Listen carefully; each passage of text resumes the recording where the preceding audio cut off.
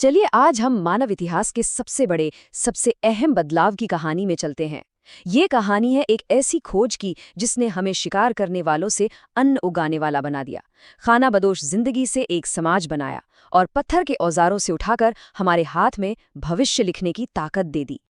जरा सोचिए, हजारों साल पहले की दुनिया, एक ऐसी दुनिया जहां हर सुबह बस एक ही सवाल के साथ शुरू होती थी। और ये कोई मामूली सवाल नहीं था, ये जिंदगी और मौत का सवाल था, हमारे पुरखों के हर दिन की सबसे बड़ी चिंता। यकीन करना मुश्किल है, पर लाखों सालों तक, यानी इंसानियत के लगभग पूरे इतिहास में, हम इसी एक डर के साए में जीते रहे। एक कभी न खत्म होने वाला सफर, जहां बस यही एक अनिश्चितता थी कि अगला निवाला नसीब होगा भी या नहीं। लेकिन फिर कुछ ऐसा हुआ जिसने सब कुछ पलट कर रख दिया। एक छोटा सा बीज। ये सिर्फ एक अनाज का दाना नहीं था, ये वो चिंगारी थी जिसने हमारी आज की इस मॉडर्न दुनिया की नींव रखी। अच्छा, ये समझने के लिए कि ये बदलाव आखिर कितना बड़ा था, हमें पहले उस दुनिया को देखना होगा जो खेती से पहले थी। कैसी थी वो दुनिया? आइए एक शिकारी संग्राहक की जिंदगी में झांक कर देखते हैं। वो जिंदगी बहुत मुश्किल थी। सोचिए, 20-30 लोगों के छोटे छोटे झुंड जो खाने की तलाश में बस भटकते रहते थे। घर जैसी कोई चीज थी ही नहीं।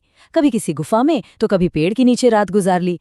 हर दिन एक नई चुनौती, कभी जंगली जानवरों का खतरा तो कभी मौसम की मार। पर हाँ, एक अजीब सी बराबरी भी थी। कोई अमीर गरीब नहीं था, क्योंकि किसी के पास अपनी कोई जमीन या जायदाद नहीं थी। जो भी मिलता सब मिलकर खाते थे। तो सवाल ये है कि लाखों साल तक ऐसा ही चलने के बाद आखिर हुआ क्या? इंसान ने अपनी हजारों साल पुरानी जिंदगी को छोड़ने का फैसला क्यों कर लिया? देखिए, ये कोई एक दिन में हुआ चमत्कार तो था नहीं। इसके पीछे कुदरत का एक बहुत बड़ा खेल था। कहानी में एक जबरदस्त ट्विस्ट आया आज से करीब 12,900 साल पहले। वैज्ञानिक इसे यंगर ड्राइस कहते हैं। हुआ ये कि धरती का मौसम अचानक बहुत ठंडा और सूखा हो गया। समझिए कि एक छोटा मोटा आइस एज ही आ गया। तापमान गिरा, जंगल सिकुड़ने लगे और जो बड़े बड़े जानवर थे जैसे मैमथ, वो धीरे धीरे खत्म होने लगे। ये एक तरह से प्रलय जैसी हालत थी। जिन जंगलों और मैदानों से हमारे पुरखों को खाना मिलता था, वो अब बंजर हो रहे थे। खाने के सारे पुराने तरीके फेल हो रहे थे। अब सिर्फ शिकार पर निर्भर रहना लगभग नामुमकिन हो गया था। एक बहुत बड़ा खाद्य संकट आ खड़ा हुआ था। और इसी मजबूरी और हताशा के बीच किसी ने कुछ ऐसा देखा जिस पर शायद पहले कभी किसी का ध्यान ही नहीं गया था।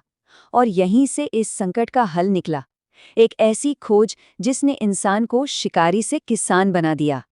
सोच कर देखिए, शायद किसी ने यूं ही देखा होगा कि जहां वो रहते थे वहां जमीन पर गिरे कुछ जंगली अनाज के दानों से कुछ हफ्तों बाद नए पौधे निकल आए हैं।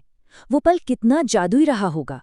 ये समझना कि अरे, बीज तो सिर्फ खाने के लिए नहीं है, इनसे तो नया खाना पैदा किया जा सकता है। सच कहूं तो ये मानव इतिहास का सबसे बड़ा यूरेका मोमेंट था। खेती की ये चिंगारी सबसे पहले भड़की मिडिल ईस्ट के खास इलाके में, जिसे इतिहासकार फर्टाइल क्रेसेंट यानी उपजाऊ अर्धचंद्र कहते हैं। ये आज के इजराइल, जॉर्डन, सीरिया, इराक जैसे देशों का इलाका था। यहीं पर दुनिया के पहले किसानों ने जानबूझकर बीज बोना और फसल काटना शुरू किया था। और खेती के इस एक आविष्कार ने इंसान के समाज का पूरा ताना बाना ही बदल डाला, हमेशा के लिए। ये सिर्फ पेट भरने का एक नया तरीका नहीं था, ये तो जीने का, सोचने का, हर चीज का एक बिल्कुल नया नजरिया था। और इस बदलाव का असर जबरदस्त था। जहां पहले सब कुछ सबका होता था, अब मेरी जमीन, मेरी फसल वाली सोच आने लगी। जहां पहले हर कोई खाने की जुगाड़ में लगा रहता था, अब काम का बंटवारा होने लगा। और छोटे छोटे घूमते फिरते कबीलों की जगह बड़े बड़े परमानेंट गांवों ने ले ली। तो हुआ ये कि सब कुछ एक चेन रिएक्शन की तरह हुआ। खेती से इतना अनाज पैदा होने लगा जितना जरूरत से ज्यादा था, यानी फूड सरप्लस। अब जब पेट की चिंता मिटी तो कुछ लोग दूसरे काम करने लगे। कोई मिट्टी के बर्तन बनाने लगा, कोई औजार, तो कोई नेता बन गया। इसी सरप्लस से निजी संपत्ति का आइडिया आया, और जिसके पास ज्यादा जमीन या अनाज होता वो ज्यादा ताकतवर हो गया। और बस यहीं से समाज में ऊंच नीच यानी राजा, पुजारी और आम आदमी का सिस्टम शुरू हो गया। अब तक तो कृषि क्रांति की कहानी बड़ी शानदार लग रही है ना? लेकिन क्या ये कहानी इतनी सीधी और सरल है? क्या इस तरक्की के लिए हमें कोई कीमत नहीं चुकानी पड़ी? चलिए, अब जरा सिक्के का दूसरा पहलू भी देख लेते हैं।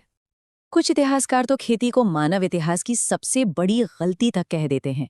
हाँ, सुनने में ये बहुत अजीब लगता है, लेकिन इस दावे के पीछे कुछ बहुत मजबूत तर्क भी हैं।